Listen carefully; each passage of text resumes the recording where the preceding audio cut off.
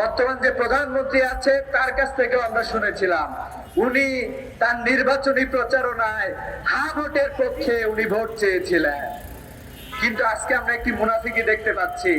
হা ভোটের পক্ষে উনি ক্যাম্পেইন চালাইলেন, কিন্তু তার দল অবস্থান গ্রহণ করেছে না ভোটের পক্ষে। অর্থাৎ জুলাই সনদ তারা বাস্তবায়ন করতে চায় না। প্রধানমন্ত্রী এখনো তার মুখ দিয়ে কোনো কিছু বলেন নাই। আমরা এটা বিশ্বাস করতে চাই যে স্বরাষ্ট্রমন্ত্রী তার জায়গা থেকে কথা বলেছে।